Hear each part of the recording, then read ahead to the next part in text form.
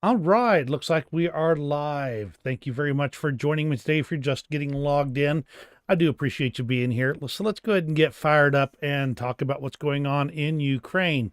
A lot of it's been a couple of days, and I have actually been a little under the weather, so I've not been able to work for a couple of days on this. So bear with me. We do have a lot of stuff going on, but we will get right into it, and basically we'll talk about what's going on. When you show up, please feel free to chime in and ignore the cat here, of course. She is very cuddly right now, and I think it's because of the weather change. But overall, we're gonna get right into what's going on in the war here. So let's go ahead and get started. The big news, of course, is the missile attack overnight. That's 158 missiles that were launched at Ukraine by Russia between Shahed drones and Russian missiles. So let's go ahead and get switched over here. Oop, wrong screen there. All right. The Kyiv Post made some commentary here. What New Year's Eve is like when your neighbors are Russian. All right, let's go on here. It was the most massive air attack by Russia on Ukraine, and this is what it looked like this morning when people were waking up to see what the consequences of the attack were. A quick video that kind of shows where all the attacks came from. I'm not sure if I can get this zoomed in a little bit better here. Let's see. Not right here, at least. Yeah, let's go ahead and replay that now. Inform Napalm put this together. It's one of the open source intelligence accounts that I take a look at. That's this is older information now. It was from several hours ago. I have got some new updated information, but there was airdrop missiles. There was stuff launched from Crimea, and there is one that managed to meander over Polish airspace. That situation's still they're still in flux there. So let's go ahead and continue on. Explosions were heard in cities across Ukraine amid this wave of strikes, including Kiev, Zaporizhia, Dnipro, Kharkiv, Odessa, and Lviv. And there's been a lot of damage, and we'll be going through a lot of this. A lot of casualties, a lot of people suffering this today after this overnight attack. Ukraine shot down 114 out of 158 Russian missiles. That's about 70% accuracy on that. This is the largest single attack missile attack since the start of the war. There has been none bigger than this one. Initial death toll was 8 killed in Zaporizhia, though there are a bunch of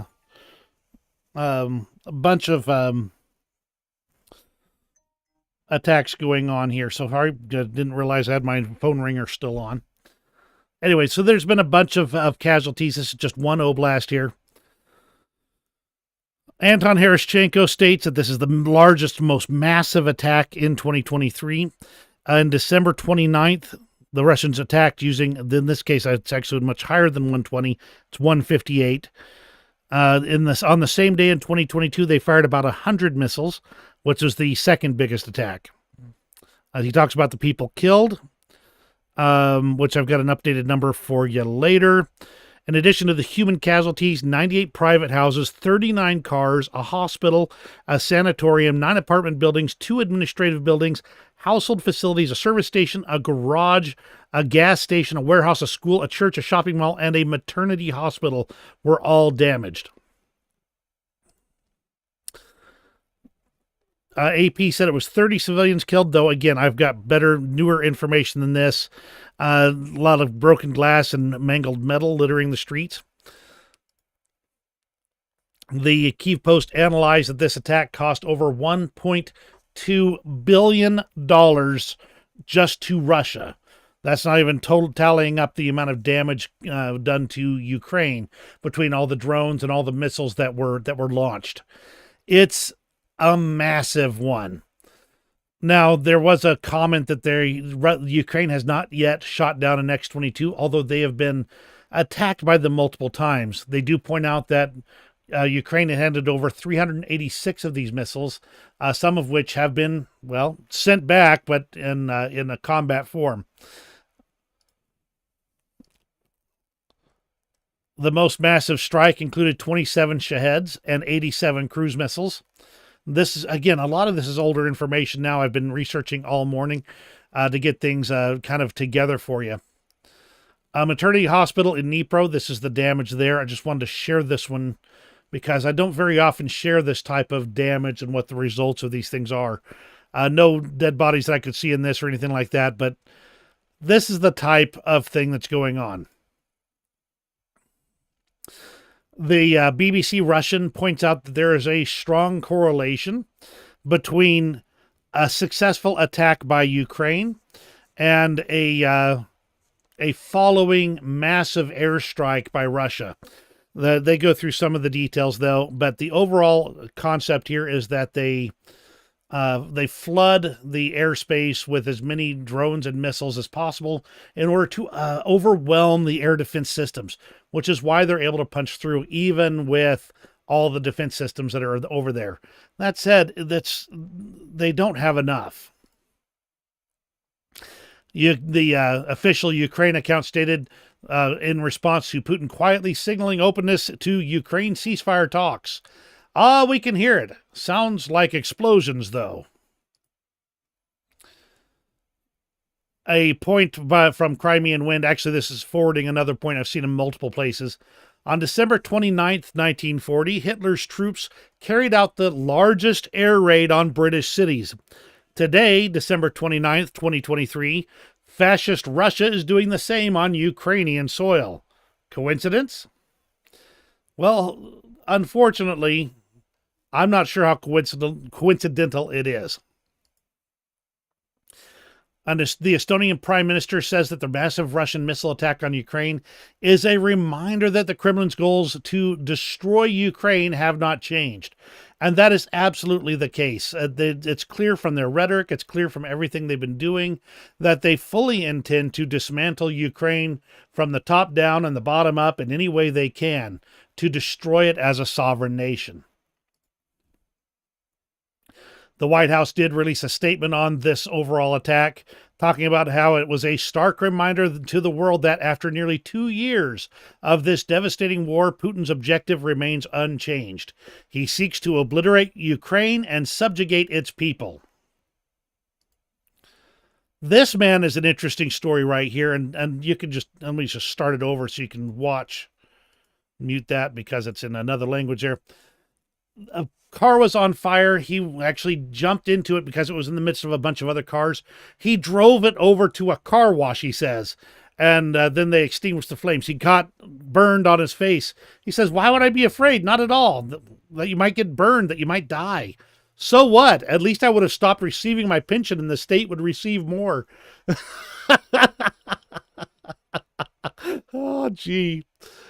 This is the type of people that this war is creating. People who are forged in literal fire.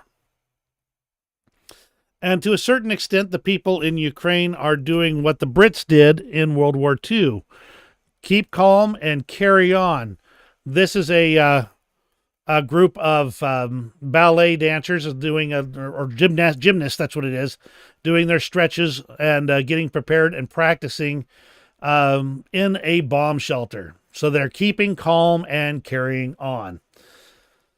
That's the summary of the overnight missile strike. I'll be going into what happened in Poland in just a moment that's related here.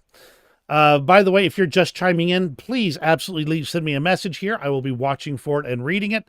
It'll let me know that people are watching and that you can hear me all right. During Russia's attack against Ukraine, a single missile entered Polish airspace. Now, this whole situation is still up in the air because I've seen reports that the missile traveled through Polish airspace and went on its way. I've seen reports that it was actually that it impacted in Poland. I've seen a bunch of different versions of this so far.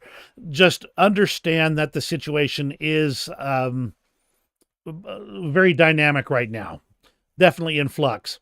And they believe it impacted near this village right here, which I am not going to even try to pronounce because my Polish, so far from my Polish friends, have told me that it's horrible. They said it was an unidentified object that was tracked on radar until its signal disappeared. Again, a lot of this is very much still in flux here, so we're still learning what will happen here. A rocket flew over Poland. It was from Russia. Duda and the general staff, everything indicates that the Russian missile invaded Polish airspace, and this one says that it left this space. So I'm still trying to get better details on this. But overall, we've got a situation where President Duda and the Prime Minister Donald Tusk have had a meeting now, and as my understanding is that this meeting should be over by now, of their National Security Bureau and everybody else that's involved in this.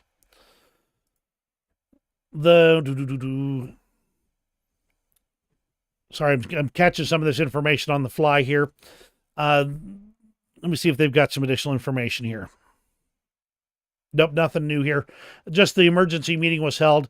We're still waiting to see what Poland is going to do. The general in charge of air defense stated that due to the maneuvers she carried out and her departure from Polish airspace, he decided not to make any decisions regarding the object.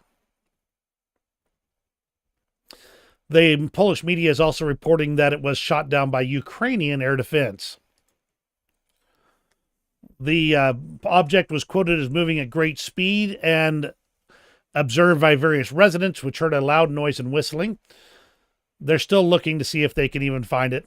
The question is, what will they do if they do or don't find it? That's really all there is to it. There's no question but that it's a Russian missile or of some kind. The question is going to be, what will Poland do about this violation of their airspace? Romania has let the violation slide so far. I'm not sure what message it's going to send if Poland also does nothing at this particular point. Let's move on to the news out of Ukraine itself. Ukraine's foreign minister sat down and had a discussion with the Kyiv Independent. And there's a couple of great quotes here I just wanted to share real fast. The choice that those decision makers who hesitate have in front of them is very simple. To win some political points today by blocking, limiting, or slowing down aid to Ukraine and face more blood, suffering, and destruction, only to restore that aid as a reaction to this, or to continue providing aid and avoid this deterioration of the situation. That's the long story short right now. The situation will continue to deteriorate until eventually Russians will be attacking NATO countries. There's no question in my mind on that one. They've stated it outright. That is their goal. They might not do it tomorrow or the next day or the next day. It may be 2 years, 3 years, 5 years. But that's their goal, is to continue marching westward. Ukraine is at stake in this debate today, but what is at stake tomorrow? It's their security, the security of European countries. Because if anyone believes that Putin will not dare to attack a NATO country if he wins in Ukraine, that person is either naive or is pursuing Russian interests in this discourse. President Zelensky declared that they have tripled their weapons production in 2023. Now we're going to talk about a couple of polls. The first one says that 88% of Ukrainians believe in Ukraine's victory in the war with Russia. More than half believe that this will happen in the short term, though they don't specify what short term is. Russia, for its part, and we'll see this in a little bit here, is prepared to go 5 years in this war if they have to. And in fact, they're planning on it. Ukrainians trust their armed forces more than any other state body. Right now, they've got them protecting them in every way, shape, or form. So I can see that trust being well established in blood. New body armor has been approved for female soldiers. I mean, obviously, female soldiers are shaped differently than male soldiers. I don't know how they're going to adjust for all the different body types that might be in the military. But still, to have at least this start of these field tests on these trials that have been approved, they can now take into account better body armor that fits better for the female soldiers in Ukraine. There's a huge, I mean, if you look at Western armor, such as the Abrams tanks, they're designed so their crew can be relatively comfortable. British actually put boiling vessels in their tanks so that their troops can have tea on the fly. It's the idea is that they'll be comfortable in that tank and able to fight harder, longer, and better because they will not have be suffering from that type of discomfort. This is the same principle. And in a little bit of a, I would call this a bit of a calling out of Russian President Vladimir Putin. Ukrainian President Zelensky traveled to the frontline city of Avdiivka, just a kilometer from the front lines. And this part was actually videoed that close to the front lines. He actually had a visit with the soldiers there, talked with people. He is in his country being their president. He is not hiding in a basement or in a bunker or anywhere else. He is being the president of his people to the best of his abilities. Now I'll move on to the news out of Russia. Russia imprisons poets for anti-war poetry reading. A Moscow court sentenced 2 men to prison for participating in the public reading of poems against the Russian invasion of Ukraine. That's the type of, this is the freedom of Russia. Over here in the U.S., you don't get arrested for saying that a war is a bad idea. You don't get arrested for saying giving support to Ukraine is a bad idea. You might get arrested if you're a presidential candidate on one side of that, but that's a different conversation for a different video. This is the type of freedom of speech that we generally enjoy in the West that Russia does not have. Russia deliberately undercounted the victims of the Kakhovka Dam disaster. They were initially said there were 59, but there were hundreds and just one locations that were discovered. Now, the interesting thing is, and I think I've got something on this later, there was actually plans to do a crossing and establish a bridgehead across the Dnipro River early on in the May of this year range, around the time that Russia destroyed the Kakhovka hydroelectric power plant. So it's clear the Ukrainians were planning on establishing that bridgehead earlier, and it would have probably drawn resources from the rest of the front, potentially changing the course of the war as we've seen it turn out, if they had been able to do it at that point in time. Their inability to establish that bridgehead at that time meant that Russia's forces were much easier to keep in various places away from the Dnipro River, and therefore they were able to defend better, longer, and more effectively. This could have been that if they had managed to pull that off and the hydroelectric power plant had not been destroyed, it could have been literally a whole different ball game out there. I'm not going to say game changer because I hate that word, but I am going to say that it could be a totally different tactical situation. According to Vladimir Putin, he told China's Xi, Russia will fight for at least 5 years in Ukraine. The longer this war goes, the more Russia will be able to fire up their economy and fire up their industry to replace their lost equipment. That's one thing about Russia, that when you don't have to worry about, say, paying people for it, and you don't have to worry about actually, having an economy to support it, you can force your people to do a lot of things. That's what they're doing. They're basically working people hard to get these war materiel back together. But if they can pull it off for 5 years, can you imagine what Ukraine would look like in 5 years? Assuming nothing changes. Russia's been claiming that there is a new Ukrainian POW battalion fighting on the Russian side. It's Ukrainian soldiers. They say they've convinced them to take the pledge to Russia instead, and now they're fighting on the front lines. That said, Ukraine's intelligence disputes this account, stating that the person that claims to be a leader of this unit is actually Russian, the one that's on the videos and things like that. So take your pick on which one you believe. Don't really. Either way, it's a war crime. It's an outright war crime. There was more Ukrainian drone footage of another execution of Ukrainian prisoners of war near Robotna in Zaporizhia. That was actually reported on the Institute for the Study of War. It's in multiple places. I'm obviously not going to play it, but this is starting to become a pattern.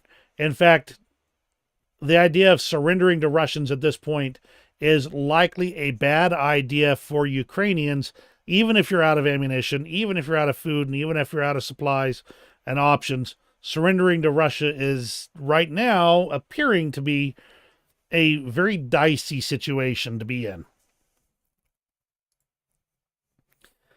Russia reported originally that there was only one person who died and 2 injured in the destruction of the Novichoksk landing ship over in Feodosia. Well, there's been a lot more information coming out, and I've got a few tidbits here. 77 sailors were reported to be on board the ship. 33 were missing, 19 wounded, and 1 port security employee died. 4 others sustained injuries. So that's much more likely the results of that enormous explosion of the Novichoksk. Just to show that I've got multiple sources on that. It's not just one. Let me see. I think there's, let me see if I can find it here. Whoops. See if I can find the other one. Oh, here it is. There's an Informed Napalm is basically an open source intelligence group. There have been some of their crew who have been monitoring Russian mailboxes. In this case of one of the Russian propagandists. This letter talks about, according to them, talks about the need to declare a day of mourning in the city of Novichoksk because there were 74 dead and 27 wounded. Not the 1 and the 2 they originally reported. So that's one of the sources that indicates that there was more to it than just 1 and 2. A Russian passenger plane with 34 people on board overshot the runway. My understanding is that it's not overshot so much as they thought the frozen river was the landing strip instead. So they landed on an icy river instead of on their landing strip. Red Wings is returning old Tu-214s back to the fleet. They originally retired them in 2017. So they're bringing those old Russian planes back so that they can actually be able to support and maintain a working fleet, at least to a certain extent. This is a situation that's kind of back and forth. I don't have really good information on it. Nobody does, as far as I can tell. But there were reports that a Russian Tu-22 M3 bomber disappeared from radar in the Kursk region in Russia. The people have been theorizing that it was shot down, but it's way too preliminary and unconfirmed. Just at this point in time, it's believed that that bomber may have exploded or been shot down, and there's no further information on it just yet. And that's the news out of Russia. I'll take a brief pause here if anybody wants to chime in. Thank you very much for joining me. The cat's now sleeping next to me instead of trying to crawl up into my arms, so at least she won't be interrupting the video anymore. Let's go ahead and move on to international news. Kyrgyzstan's trade enormously spiked once the war started, and it's because of Russia's strategy of parallel importing to bypass international sanctions. They import sanctioned items into Russia through a third country, and Kyrgyzstan is playing a key role in setting that up. I've seen some various charts indicating that the trade through Kyrgyzstan has tripled, quadrupled, quintupled, enormous, huge changes as the trade with Russia fell off a cliff. A Dutch army commander warns that their country had better start getting ready for war with Russia because it's coming. A civilian vessel hit a Russian mine in the Black Sea with 2 sailors injured.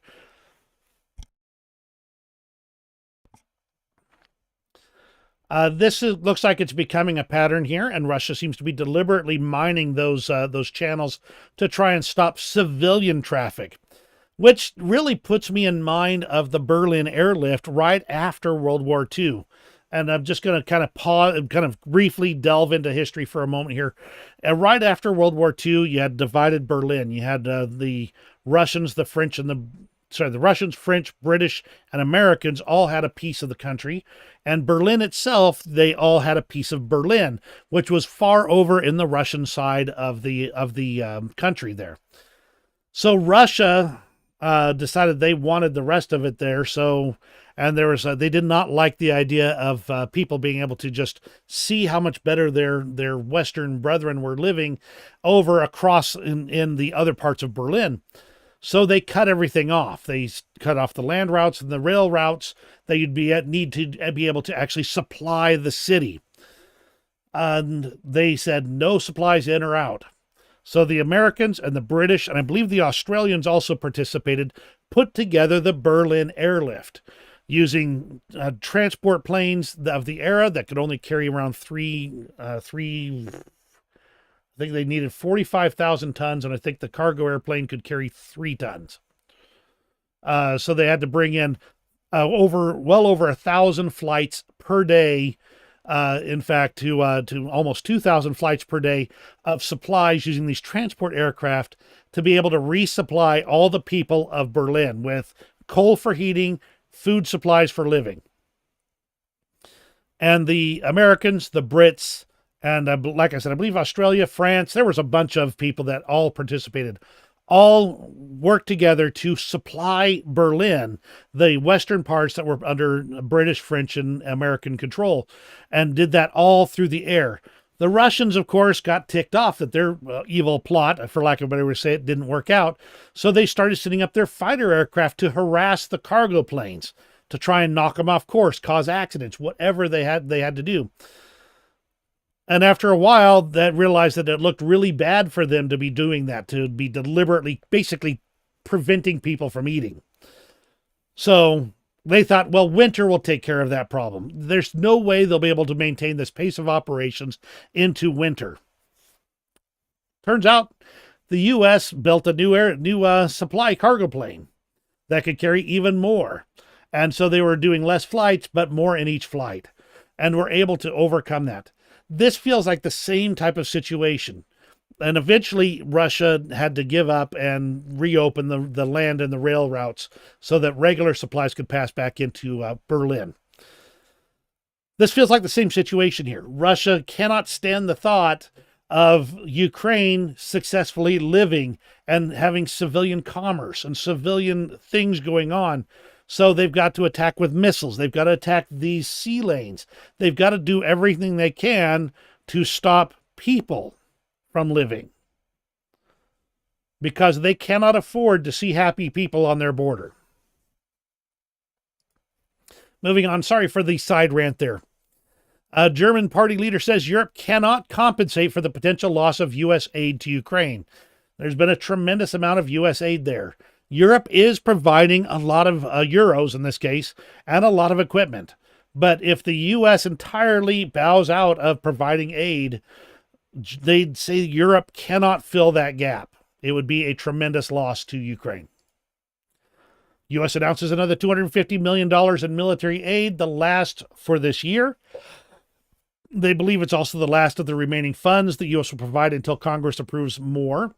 Now, the Biden administration would still have presidential drawdown authority. I don't know how much they can pull of that, but just be advised. Ukraine is expanding their international outreach. Now they've opened embassies in Ghana, with Rwanda, Mozambique, and Botswana all to follow. It's interesting to see them expanding in this way. It shows that Ukraine intends to continue to be a sovereign nation and to expand their influence through the world as best they can, even while Russia is trying to basically beat people with guns and bombs just to get them on their side. India, I am never sure what to make of their foreign policy. It never makes sense to me. They certainly don't ever seem to truly pick a side. But the Indian foreign minister is saying that India's ties with Russia are very strong and very steady. Tell that to the oil tankers they've got floating off their coast that they're refusing to accept. Germany expects an EU deal on a Ukraine aid package, even without Hungary. My understanding is that Hungary has blocked a 50 billion euro aid package that Europe has put together. However, they're rephrasing it as a loan instead of an actual aid package, and as that loan would then go instead.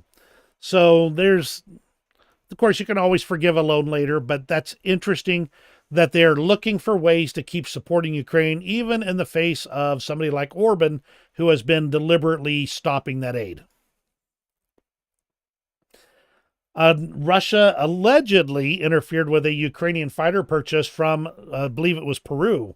They were going to purchase a bunch of Peruvian MiG-29s, and Russians caught wind of it and threatened to halt their cooperation with Peru instead, and interfered with the potential sale. That's Russia basically throwing their weight around. Overall, President Zelensky thanked the U.S. for 34 packages of military aid worth more than 24 billion U.S. dollars. This is to protect the freedom and security not only in Ukraine and Europe, but also in the United States. We must continue to oppose Russian aggression as strongly as possible.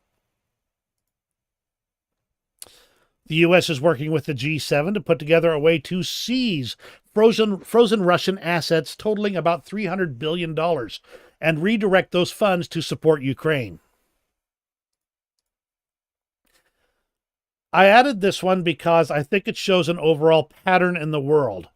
North Korean leader Kim Jong-un has ordered his military, the munitions industry, and the nuclear weapons sector to accelerate preparations for war.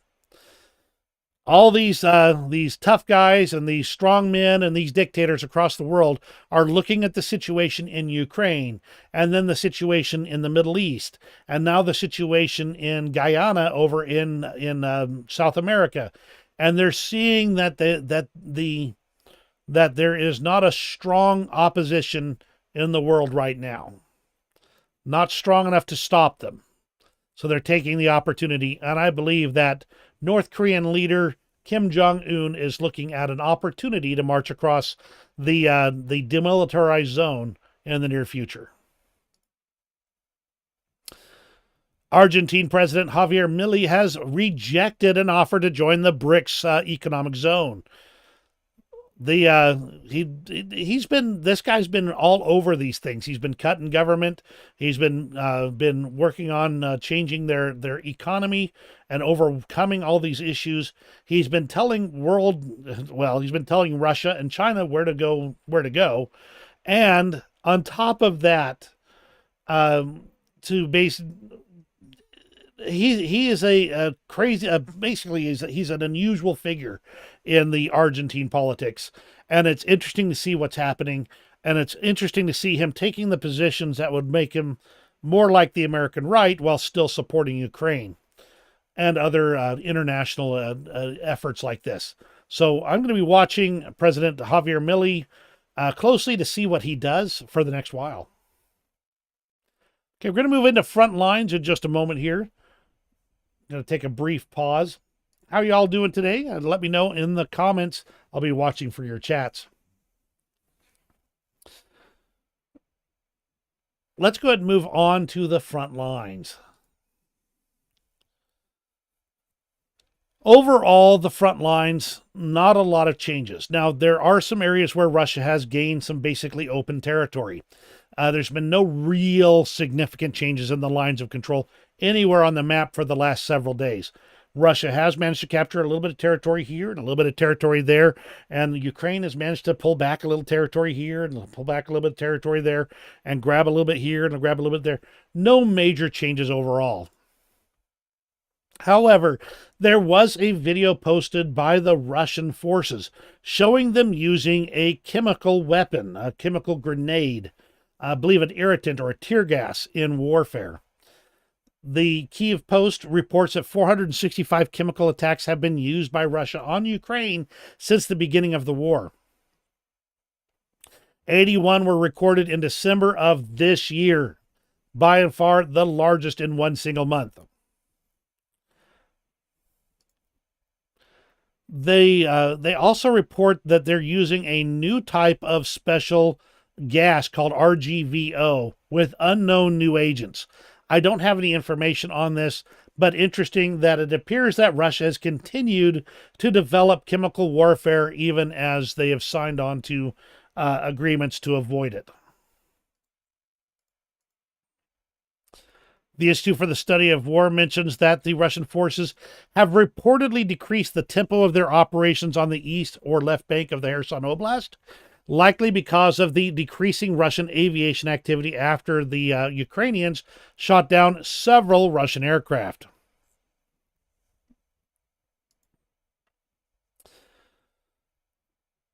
Let me give you just a second here. A lot of this Institute for the Study of War talks about how the Russians have been managing to recapture some of the positions that Ukraine took over the summer counteroffensive. And they say that's likely because Ukrainian forces have withdrawn to more defensible positions, especially near Robotyne for the winter. Having yourself stuck way out there in the front is not a very tenable position, not something you can really hold on to very well. So they are moving back to better prepared positions and basically places they can defend a little bit better. Here's the bit about the hydroelectric power plant, Kakhovka over here, where they talked about that it was intended that the destruction of the dam actually postponed that Ukrainian crossing of the Dnipro. They say that the Associated Press published an interview with Ukrainian Special Operations Forces on December 26, wherein Ukrainian personnel stated that they were prepared to conduct a crossing of the Dnipro River to the east or left bank of Kherson in late May of 2023. The dam's destruction and the subsequent flooding basically postponed those plans. They're the people I get the analysis from, that if that dam had not been destroyed and that crossing had happened and that the bridge had been maintained, it could have potentially changed the entirety of the counteroffensive. So that's just an indication that Russia saw the situation, knew that they would pay. Basically, they're paying now for what they paid, what they did earlier. But overall, it did put a real kink into Ukraine's counteroffensive plans. A lot of destroyed equipment in the Krinky region here. It's kind of hard to see. I'll try and hold this still for you. It's only about a minute long, and you'll see some of that equipment here in just a minute. Cars and military hardware as it moves through. I'll just let that play for a moment.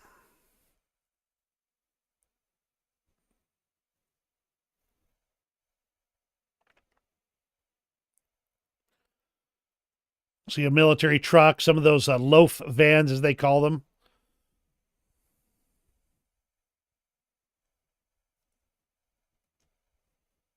Another one. Well, that one looked like it might have been just a civilian vehicle. The Russians have been taking any civilian vehicles they can and basically using them for military purposes. It makes it a lot harder to determine friend from foe when the enemy is running around in civilian cars. Supernova Plus provided the Russian view of what Robotyne looks like right now. I'm not fully convinced this is the status, but there is reports that Russians did make a significant gain in this area over the last several days. And the War Gonzo called it an advance of 2 kilometers, although they reported that it's west of the village of Robotyne, not east, which is what that map actually showed, as it was east of the village of Robotyne. I don't know if that's just wrong information or what, but just that's the overall status there. Everywhere else, there's been, like I said, small changes of hands, but no major changes overall. The whole situation near Sinkievka appears to have gotten a little bit less tense as Ukraine has managed to basically push off all of Russia's attacks in that area. A tremendous amount of destroyed hardware once again. Now we're going to go into the interesting extras here. Well, this guy is 100% a Russian supporter here. We know that. And it shows how to achieve world peace, and that's by dumping NATO weapons over a cliff. Andrew Pavlou says this is just a strategy to allow Putin and Xi Jinping to do what they want to the world. I am reminded of the Ben Franklin quote, "Those who beat their swords into plowshares will plow for those who don't." Drew also talked about this idea of abandoning focus on Ukraine to focus on China. And he talks about that. He talks that he has spent years opposing Chinese dictatorship. And he says this argument is wrong. China is already helping Russia. They've already formed a new pact of steel, and they are arming Russia every day to slaughter Ukrainians. They are closely studying Ukraine as a test of Western resolve. They are drawing lessons they will use on Taiwan. We have an opportunity to nip this unholy alliance at the bud now by supporting Ukraine and beating back Russian aggression. If we don't take this chance now, we will regret it for the rest of the century. I absolutely support that as the analysis for the situation.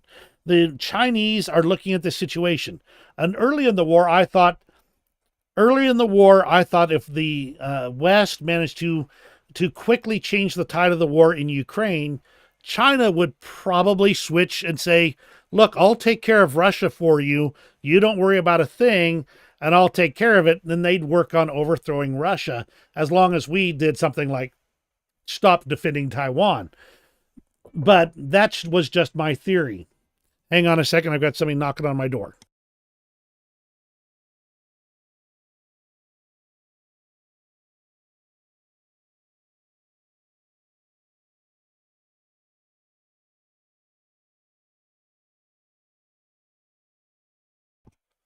Apologies for that. I just had one of my daughters telling me there's a little bit of food downstairs for me. But don't worry, don't have that much more to go through here.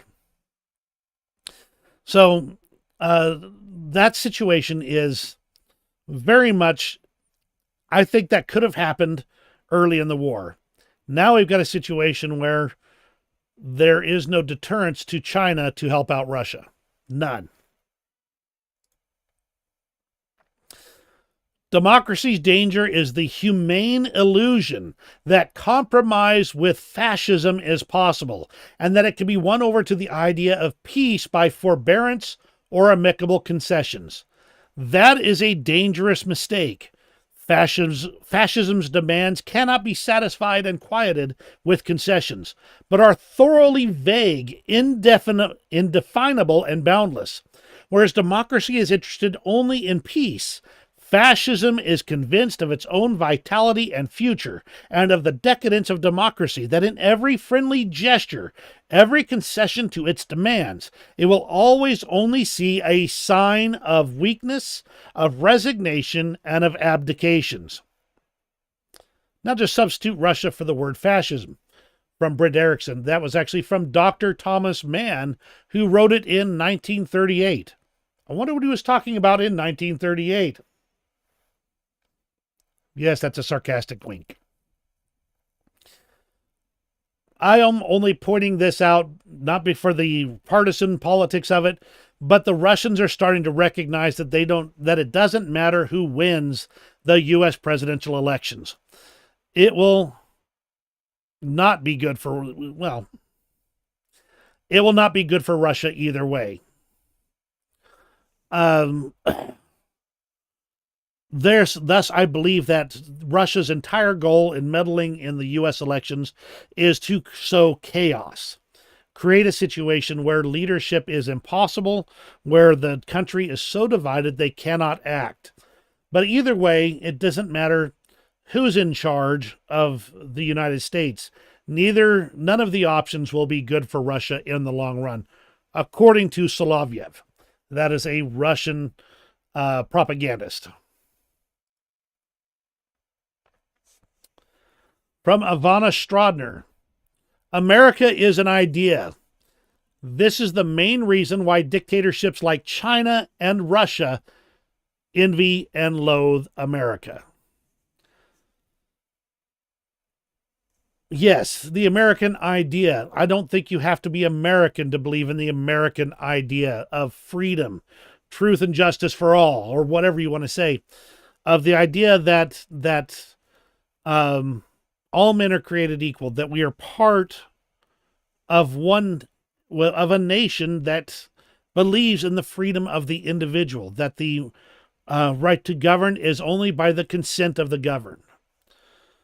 And that government itself has no natural rights.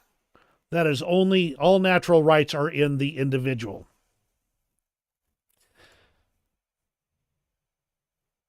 Or as, and I'm trying to avoid some of the partisan stuff here, but some of these quotes are important. And just in that same vein, you can go to live in France, but you cannot become a Frenchman. You can go to live in Germany or Turkey or Japan, but you cannot become a German, a Turk, or Japanese.